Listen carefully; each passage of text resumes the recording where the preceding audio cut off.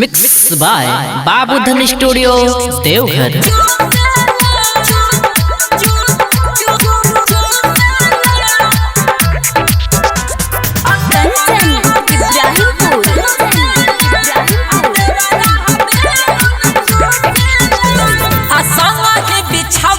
सुतेला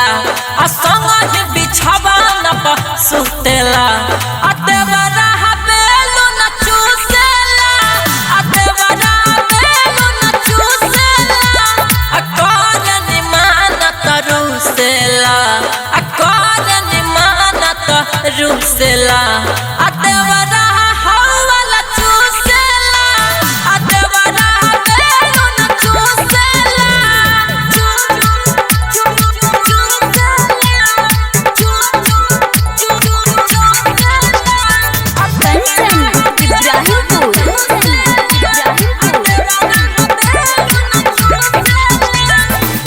देख के अकेले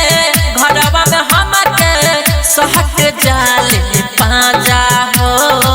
आ तू तो बाड़ा बहरा में राजाऊ देवरे मार ले माजा हो देवरे मार ले माजा चढ़ाली जवानिया के रोज रोज राजा देहत बार साजा हो एही से तोहके कहत रहनी ना जा बहरा राजा हो राजा हो वाला बात हमसे पूछेला आ गंदा गंदा बात हमसे पूछेला कि देवरा वाला चूसेला आ देवरा बेलो न चूसेला आ बेरी बेरी घरवा में घुसेला आ देवरा बेलो न चूसेला आ देवरा बेलो न चूसेला।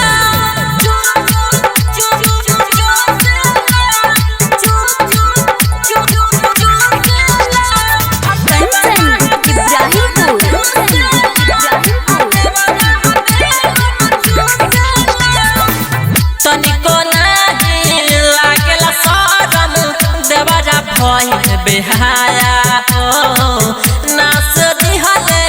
हमरो साड़ी नास दिहले साया हो नास दिहले साया हो बानी परेशानी में देवरा सूरज से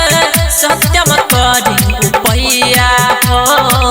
बहरा से जलती घरे आजा बाबूधन सैया हो सैया हो